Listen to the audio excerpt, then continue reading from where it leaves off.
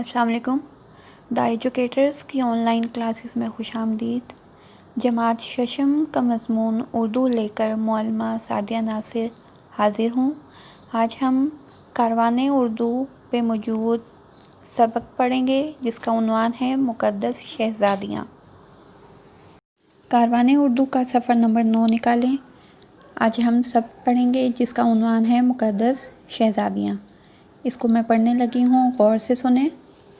پیارے بچوں، آپ نے بہت سے شہزادوں اور شہزادیوں کی کہانیاں پڑھی اور سنی ہوں گی۔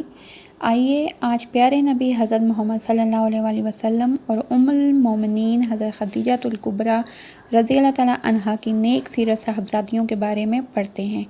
سبق کو مکمل فہم کے ساتھ اور خاموشی سے پڑھیے۔ حضرت زینب رضی اللہ تعالیٰ عنہا۔ حضرت زینب رضی اللہ تعالیٰ عنہا حضور اکرم صلی اللہ علیہ وسلم کی سب سے بڑی صاحبزادی تھیں۔ آپ رضی اللہ تعالیٰ عنہا حضرت محمد مصطفیٰ صلی اللہ علیہ وسلم اور حضرت خدیجہ الکبریٰ رضی اللہ تعالیٰ عنہا کے نکاح کے 5 سال بعد پیدا ہوئیں۔ شکل صورت میں آپ اپنے والد ماجد حضور اکرم صلی اللہ علیہ وسلم سے بڑی حد تک ملتی جلتی تھیں۔ اعلان نبوت کے وقت آپ کی عمر 10 برس تھی۔ خواتین میں سب سے پہلے آپ کی والدہ ماجدہ نے اسلام قبول کیا۔ ان کے فوراً بعد آپ نے بھی اسلام قبول فرما لیا۔ آپ رضی اللہ تعالیٰ عنہا بچپن سے ہی گھر کے کام کاج میں اپنی والدہ کا ہاتھ بٹاتیں۔ آپ کو کھیل کود سے کوئی دلچسپی نہ تھی۔ نیک سیرت اور پاکیزہ اخلاق آپ کے اپنے والدین سے ورثے میں ملا تھا۔ اس کے ساتھ ہی اللہ تعالیٰ نے آپ کو عقل و فہم کی دولت سے بھی نوازا تھا۔ پیارے نبی صلی اللہ علیہ وسلم آپ سے بے پناہ محبت فرماتے تھے۔ حضور اکرم صلی اللہ علیہ وسلم نے ایک مرتبہ ارشاد فرمایا، زینب رضی اللہ تعالیٰ عنہا میری بیٹیوں میں سب سے پیاری بیٹی ہے جو میری محبت میں کافروں کے ہاتھوں سب سے زیادہ ستائی گئی۔ آپ کی شادی حضرت خدیجہ الکبریٰ کی بہن حالہ صاحبزادے حضرت ابو العاص سے ہوئی۔ حضرت زینب رضی اللہ تعالیٰ عنہا نے اسلام کی خاطر بہت سی قربانیاں دیں اور مصائب کو صبر و تحمل سے برداشت کیا۔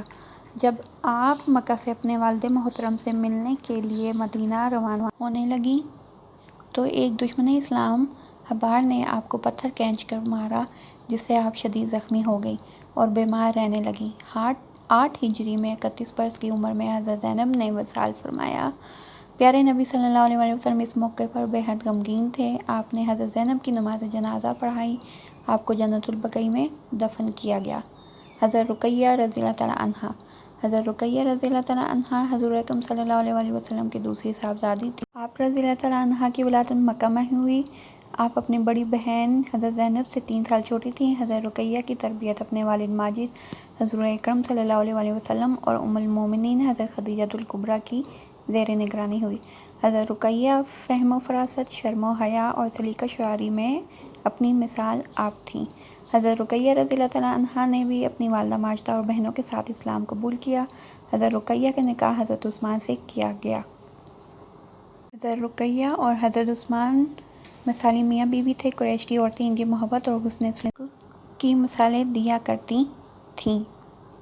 ایک دن حضرت رقیہ اپنے چہیتے فرزند حضرت عبداللہ کو گود میں لیے بیٹھی تھیں کہ ایک مرغا آیا اور اس نے بچے کے گال پر اپنی چونچ مار دی۔ زہر پھیل گیا اور یہ پھول سے فرزند اللہ کو پیارے ہو گئے۔ اس واقعے کے بعد حضرت رقیہ بہت بیمار رہنے لگیں۔ حضرت عثمان نے بے حد محبت کے ساتھ ان کی تیمارداری کی۔ 2 ہجری میں غزوہ بدر پیش آیا تو پیارے نبی صلی اللہ علیہ وسلم نے حضرت عثمان کو حضرت رقیہ کی تیمارداری کی وجہ سے اس جنگ میں شرکت سے منع فرمایا۔ حضرت عثمان رضی اللہ تعالیٰ عنہ نے علاج اور تیمارداری میں کوئی کسر نہ چھوڑی، مگر حضور اکرم صلی اللہ علیہ وسلم کی یہ چہیتی صاحبزادی 30 برس کی عمر میں اپنے خالق حقیقی سے جا ملی۔ مجاہدین اسلام غزوہ بدر میں فتح یاب ہو کر جب مدینہ تشریف لائے تو انہیں حضرت رقیہ کے وصال کی خبر ملی۔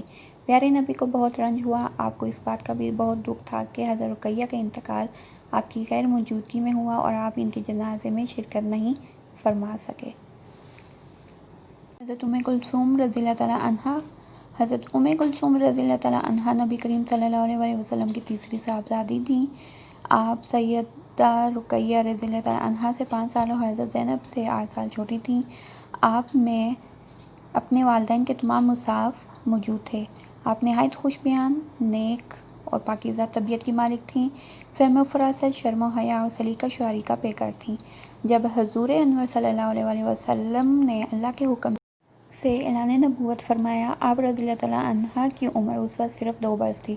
حضرت خدیجۃ الکبریٰ کے وصال اور دونوں بڑی بہنوں کی شادی کے بعد آپ نے تمام گھر کے کاموں کی ذمہ داری سنبھال لی اور ساتھ ہی ساتھ اپنی چھوٹی بہن حضرت فاطمہ رضی اللہ تعالیٰ عنہ کی بھی دیکھ بھال اور تربیت کا حق ادا کیا۔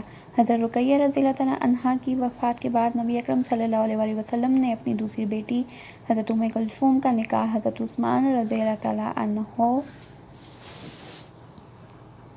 سے فرمایا۔ حضرت عثمان کے نکاح میں حضور اکرم صلی اللہ علیہ وآلہ وسلم کی یکے بعد دیگرے صاحبزادیاں آئیں، اسی لیے بارگاہ رسالت سے آپ رضی اللہ تعالیٰ عنہ کو ذو النورین یعنی 2 نور والے کا خطاب ملا۔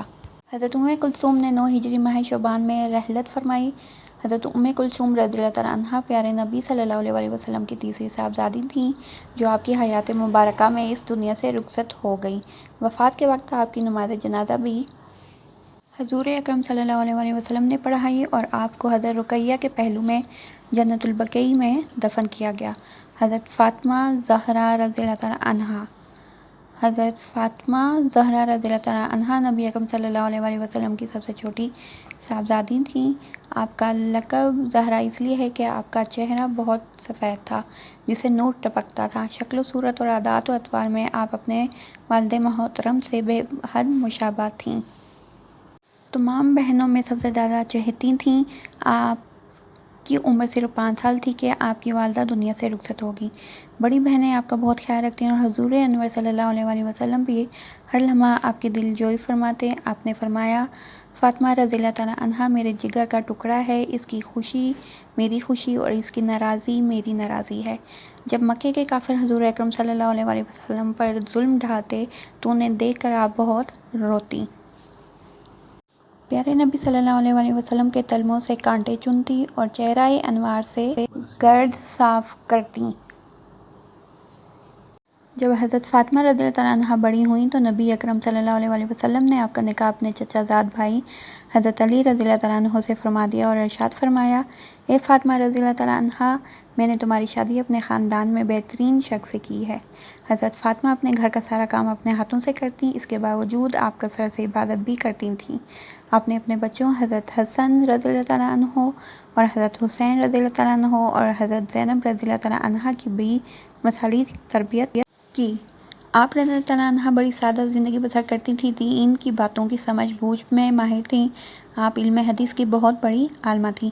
پیارے نبی صلی اللہ علیہ وآلہ وسلم نے دنیا سے اپنے وصال فرمانے اور جنت میں عورتوں کی سردار ہونے کی بشارت سب سے پہلے انہیں دی تھی۔ حضور اکرم صلی اللہ علیہ وآلہ وسلم کے وصال کے بعد آپ بے حد مغموم اور بیمار رہنے لگیں۔ آپ کے وصال کے 6 ماہ بعد حضرت فاطمہ رضی اللہ تعالیٰ عنہ 29 برس کی عمر میں 11 ہجری کو اس دنیا سے رخصت ہو گئیں۔ حضرت علی رضی اللہ تعالیٰ عنہ نے نماز جنازہ پڑھائی۔ آپ کی وصیت کے مطابق رات کے وقت آپ کی تدفین کی گئی تاکہ جنازے کا بھی پردہ برقرار رہے۔ یہ میں نے پڑھائی کی ہے، آپ بھی اس کو پڑھائی کریں۔ اب ہم الفاظ کے معنی اور جملے کرتے ہیں۔ پہلا لفظ ہے فہم و فراست، اس کا معنی ہے سمجھ اور عقل۔ جملہ ہے حضرت ام کلثوم فہم و فراست کا اعلیٰ نمونہ تھیں۔ اگلا لفظ ہے مصائب، معنی ہے دکھ یا مشکلات۔ جملہ ہے حضرت زینب رضی اللہ تعالیٰ عنہ نے اسلام کی خاطر بہت سے مصائب کا سامنا کیا۔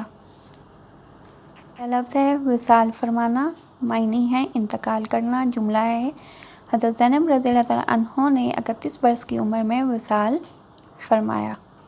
سلیقہ شعاری، معنی ہے گھریلو کاموں میں مہارت ہونا۔ جملہ ہے حضرت رقیہ رضی اللہ تعالیٰ عنہ سلیقہ شعاری میں اپنی مثال آپ تھیں۔ اگلا لفظ ہے تیمارداری، معنی ہے بیمار کی خدمت کرنا۔